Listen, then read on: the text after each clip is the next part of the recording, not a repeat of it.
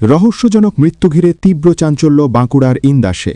কুশমুড়ি গ্রামে উদ্ধার প্রাক্তন শিক্ষক ও তৃণমূল কর্মী দীনবন্ধু কুণ্ডু এবং তার স্ত্রীর মৃতদেহ। স্বামীকে ঝুলন্ত অবস্থায় ও স্ত্রীকে বিছানায় মৃত অবস্থায় উদ্ধার করা হয় উভয়কে। দীর্ঘদিন ধরে পারিবারিক অশান্তির অভিযোগ উঠেছে কুণ্ডু দম্পতিদের নিয়ে। ঘটনার তদন্ত শুরু করেছে ইন্দাস থানার পুলিশ। ঘটনার ময়নাতদন্তের রিপোর্টের অপেক্ষায় রয়েছে প্রশাসন। এসে তখন নেমে করছি, তখন শুনলু মারা গেছে।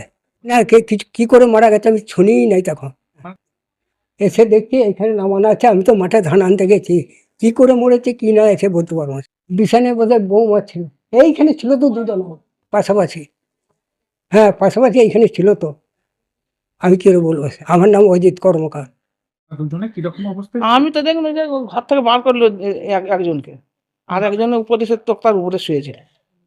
এইটাই তো দেখুন, আমি সবই করি, পাট ঝাঁট সব করি, ওদেরও ইয়ে করি, সব জামা কেচে দেওয়া দেওয়া, মানে সারাদিন থাকি আমি।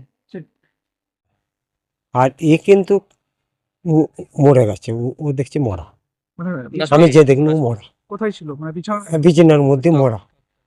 তবে আমাকে মনে হচ্ছে ওই যদি মারে দীনবন্ধু কুণ্ডু, তাহলে ওকে মেরে ও লিয়েছে ধরিটা, এটা আমার মনোভাব হচ্ছে। যাই হোক, হয়তো মনে হয় দেখছি আমার বউ অকর্ম এইভাবে যেতে কোনো, এইটি মনে হচ্ছে আমার আইডিয়া যেটা আছে।